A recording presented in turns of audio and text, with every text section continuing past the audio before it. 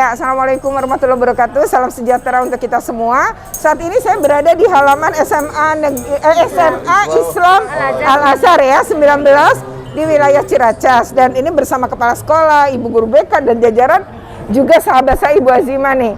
Nah, kami di sini ada seminar tentang stop bullying ya. Nah, jadi kita apresiasi sekolah atas penyelenggaraan ini karena memang kekerasan harus kita hentikan ya. Dan harus dimulai dari anak-anak kita. Nah, demikian ya. Jadi nanti ikuti terus nih apa isi seminar kita. Ya, sebelumnya jangan lupa untuk di like, share, komen, dan subscribe. Bagaimana subscribe? Segera subscribe untuk terus terupdate dengan video pendidikan dan anak. Oke, terima kasih. Wassalamualaikum.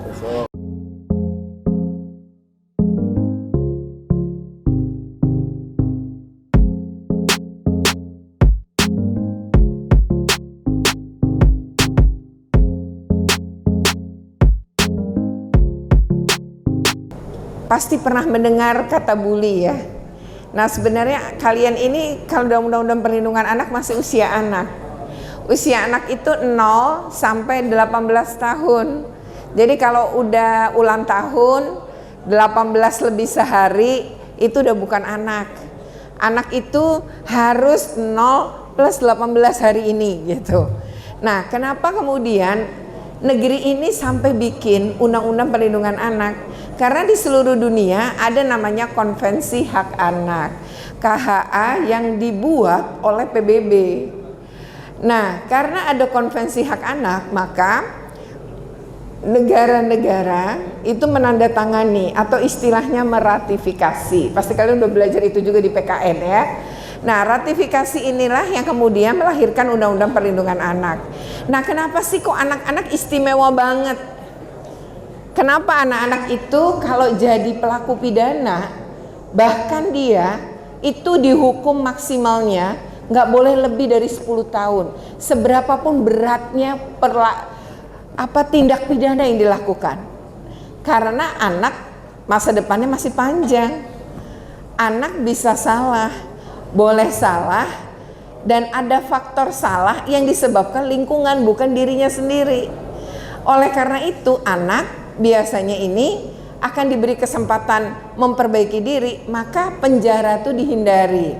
Tapi bukan berarti anak nggak bisa dipenjara. Anak bisa dipenjara. Banyak kasus kemudian anak juga masuk ke dalam lapas anak. Sampai penjara anak pun harus beda. Nanti kalau misalnya kita sekarang ini dihukum nih ya, misalnya dihukum 5 tahun usia kita 17. Ketika kita menginjak usia 18 lebih sehari, ya kita dipindahkan ke lapas dewasa. Tapi sepanjang kita masih anak, maka akan berada di lapas itu.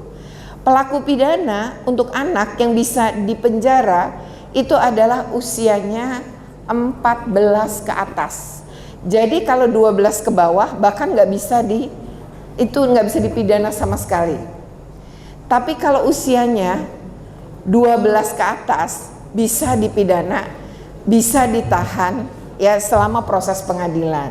Dan ini kan membahayakan ya. Lalu anak-anak ini menganggap itu dulunya main-main, dulunya bercanda. Enggak bercanda. Memang bercanda apa enggak yang nentuin bully atau enggak tuh korban, bukan pelaku. Nah, kenapa kemudian anak tuh perlu dilindungi ya? Tapi bukan berarti anak nggak bisa dihukum. Sekali lagi saya katakan, anak membutuhkan kasih sayang dan bimbingan orang dewasa. Jadi orang dewasa di sekitar kamu itu sangat berperan sama tumbuh kembang kamu. Yang kedua, anak individu yang tak mampu membela diri dan melindungi dirinya. Contohnya, ada beberapa kasus anak itu mendapat kekerasan dari keluarga, dari ayah atau ibunya. Bahkan ada yang meninggal. Lalu anak ini tuh mungkin nggak lapor polisi atas kekerasan dia. Nggak mungkin kan?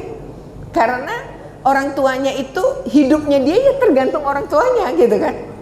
Lalu anak ini kalau kita dengar tetangga kita gitu ya, misalnya kok ada anak di sebelah nangis terus ngomong ampun sakit, itu berarti dipukulin. Dan kita nggak boleh diam, tapi harus dilaporkan. Karena membiarkan pun bagian dari kekerasan ya. Nah, anak adalah kelompok yang rentan mengalami eksploitasi, penelantaran, diskriminasi, termasuk kekerasan. Dan perlu diketahui bahwa banyak kasus anak-anak pembuli adalah anak-anak yang memang mengalami kekerasan di keluarganya. Jadi dia kalau salah dimaki atau kalau salah dipukul. Akhirnya dia nggak pernah berani ngelawan orang tuanya atau keluarga yang memperlakukan dia. Tapi begitu dia memasuki dunia permainan dan dunia sekolah, maka dia akan membalas apa yang dia alami bukan pada pelaku, tapi pada korban lain yang dianggap lebih lemah dari dirinya. Jadi akhirnya kekerasan itu pelakunya nambah, korbannya juga nambah, kan gitu ya. Jadi kenapa itu terjadi? Ya, karena orang yang tidak bahagia, dia nggak bisa memperlakukan orang lain dengan baik. Jadi kalau ada orang tua yang secara mental nggak sehat, maka dia sulit juga memperlakukan anak-anaknya dengan sehat, secara mental, dengan baik. Prinsipnya gini, orang yang bahagia akan memperlakukan orang lain dengan baik. Jadi kalau kita bahagia, maka sesungguhnya semua kebutuhan istilahnya psikis kita terpenuhi. Jadi kita itu memang bisa berbuat baik dengan orang lain gitu. Nah makanya orang tua tuh wajib sehat mental untuk punya anak, agar dia bisa memperlakukan anaknya dengan baik. Nah next, mungkin adik-adik pernah nih, siapa sebenarnya pelaku? Nah pelaku kekerasan itu bisa saja orang nggak kita kenal, bisa teman sebaya, bisa warga sekolah ya, itu bisa, misal warga sekolah itu bisa saja pendidik gitu ya.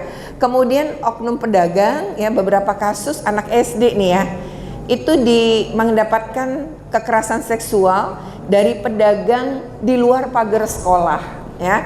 Kemudian ada oknum supir, asisten rumah tangga, itu bisa saja menjadi pelaku. Kemudian oknum anggota keluarga sendiri. Tapi sekarang kekerasan seksual itu bahkan bisa berlangsung secara online. Ini kasus terjadi pada anak usia 16 tahun, seorang perempuan di Yogyakarta, pelaku usia 24 tahun di Aceh Utara. Dimulai dari pacaran dulu di dunia maya. Jadi hati-hati ya. Dan saya mau mengatakan bahwa korban itu nggak cuma perempuan, tapi juga laki-laki. Kasus Hago yang umur 9 tahun laki-laki, yang 8 tadi perempuan. Jadi laki-laki maupun perempuan semua punya resiko yang sama mengalami juga kekerasan seksual, juga kekerasan fisik maupun psikis. Semua sama, anak laki-laki maupun perempuan. Oke ya. Nah, yang berikutnya anak korban pornografi dan cybercrime. Nah, ini juga banyak yang cybercrime. Jadi atau bully di dunia maya itu juga banyak kasusnya. Ya, adik-adik sekalian. Nah, next ya, jadi fisik dan psikis tertinggi ya. Lalu kekerasan seksual dan cyberbully. Berikutnya ini soal siapa sih sebenarnya korban dan siapa pelaku. Laki-laki banyak juga kan? Coba perhatikan. Anak laki-laki itu mencapai 1.238. Anak perempuan 1.373, nggak beda jauh kan? Anak perempuan lebih banyak, tapi anak laki juga lumayan tinggi kan? Tidak jauh lah bedanya, hanya berapa persentasenya. Artinya anak laki-laki menjadi korban juga banyak, tapi anak laki-laki menjadi pelaku juga banyak. Coba perhatikan ketika pelaku, ya, jumlah pelaku anak laki-laki 139, perempuan 56. Kemudian siapa saja pelaku termasuk teman sebaya. Oke ya. Jadi itu adalah kasus. Nah sekarang kita mau ngomongin bully. Sebenarnya bully itu apa ya? Siapa yang bisa dan berani menjelaskan apa itu bully? Pasti sering dengar. Nah, oke, sini. Cia ke depan. Siapa namamu? Sini nak. Hazmi. Oke. Apa bully menurut kamu? Bullying itu adalah tindakan yang diskriminasi dan juga perbuatan tercela. Perbuatan tercela, membuat korban tidak nyaman. Betul. Oke. Dan yang lebih buruk lagi ya, kayak ibu bilang tadi, korban itu rusak secara fisik maupun mental. Ada yang sampai mati malah kan? Iya, betul. Betul. Itu juga sebenarnya secara tidak langsung pembulian itu juga termasuk pembunuhan. Iya, benar. Boleh pinjam mic-nya? Fisik, tapi bisa aja membunuh Makasih. nama dan psikis. Iya. Dan membunuh pun kalau saya berbuli, bahkan jari kita bisa membunuh orang ya, dengan ngata-ngatain. Betul. Kamu pernah lihat nggak orang dibully? Pernah. Pernah. Atau kamu pernah nggak jadi korban? Pernah. Pernah. Pernah nggak jadi pelaku? Kan berarti ada 3 kemungkinan ya. Kira pelaku tidak pernah. Oke. Pada saat kamu menjadi saksi orang dibully, apa yang kamu rasakan? Sedih? Bisa merasakan apa yang dia derita. Oke. Jadi dia bilang ya ngelihat aja sedih. Karena kita ngerasa juga kasihan. Yang kedua, kok saya nggak bisa bela ya? Gitu ya. Ada rasa bersalah ya. Ketika kamu menjadi korban, apa yang kamu rasakan? Ya,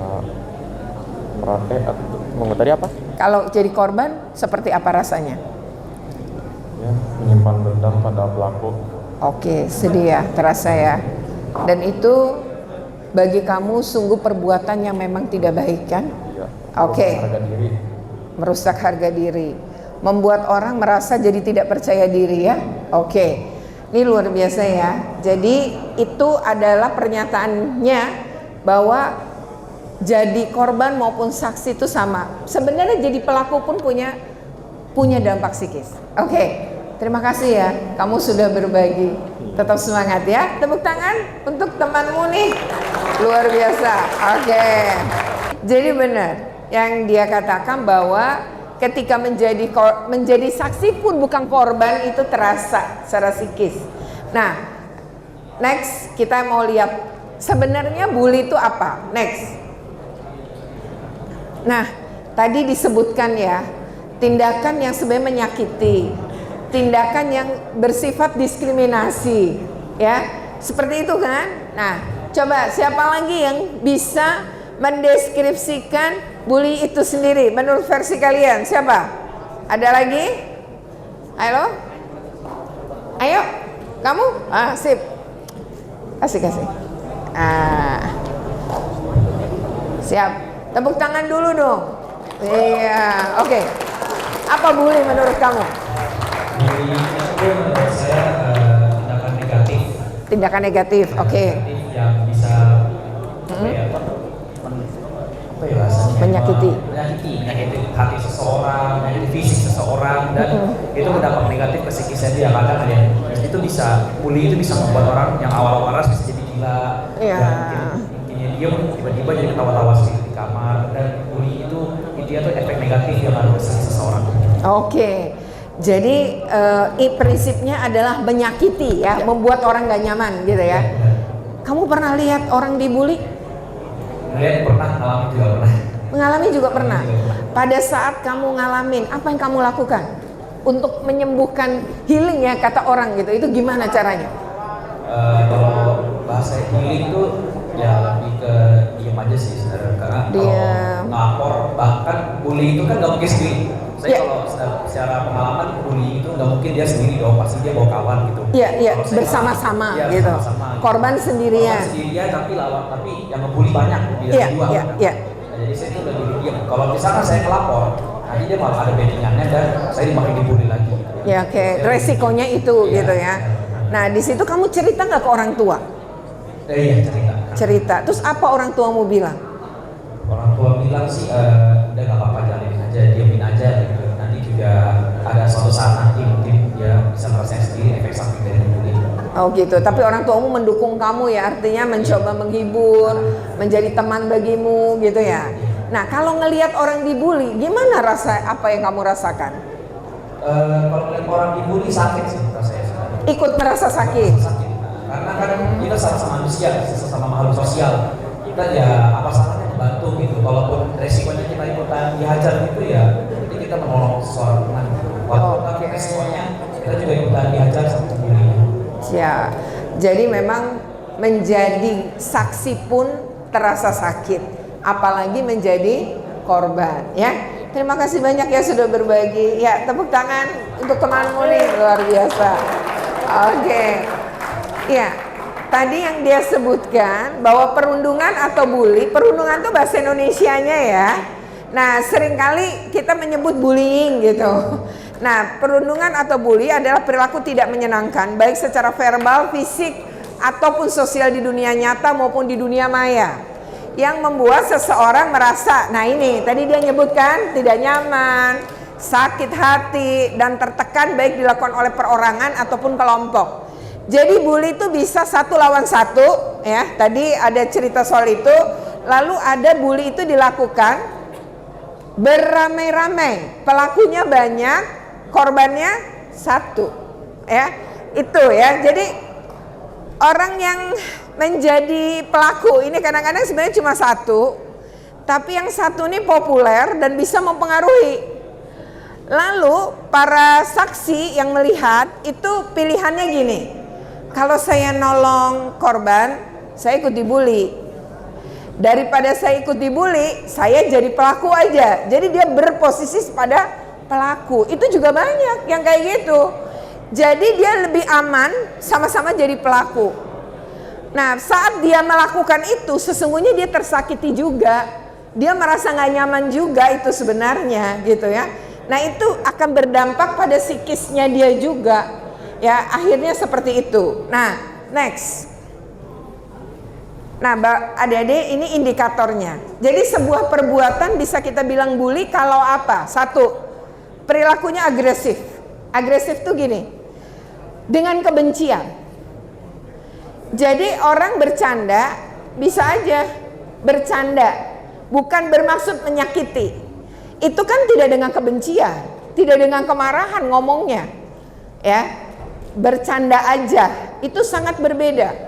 Karena kalau bully berarti harus ada perilaku agresif. Yang kedua, ada relasi kuasa yang timpang. Relasi kuasa yang timpang tuh gini, berkebutuhan khusus. Karena anak berkebutuhan khusus kemudian dia dibully. Jadi relasi kuasanya timpang di situ, ya. Orang tua ke anak bisa nggak bully? Bisa juga. Jadi kadang orang tua tidak menyadari, misalnya, coba kamu sering nggak ngedengar dibanding-bandingin? Ah, dibanding-bandingin tuh bully, nggak boleh membandingkan karena setiap orang tuh berbeda. Jadi kalau kita merasa dibanding-bandingkan, kita marah, wajar. Karena gini ya, kok kamu nggak kayak temanmu ya? Atau kok kamu nggak kayak anaknya teman mamah ya? Atau kok kamu nggak kayak adikmu atau kakakmu ya? Itu kan tersakiti kita. Karena kita dilahirkan tidak sama kan? Setiap anak itu punya kelebihan dan juga kekurangan. Kata Gardner dalam penelitian yang sangat terkenal, ada 9 kecerdasan seseorang. Jadi anak tuh ada kecerdasannya tuh akademik. Tapi ada anak yang gak punya kecerdasan itu, tapi dia jago nari, jago nyanyi, jago musik, jago nulis. Ya itu kecerdasan.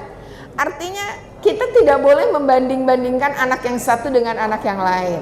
Begitupun guru, nggak boleh bandingin. Dulu kakakmu sekolah di sini hebat, kok kamu nggak boleh itu. Kok kamu beda? Nah itu nggak bisa. Yang kayak gitu pasti menyakiti. Jadi membanding-bandingkan aja bully loh, ya. Apalagi menyakiti lebih dalam lagi nih, ya, dengan sengaja.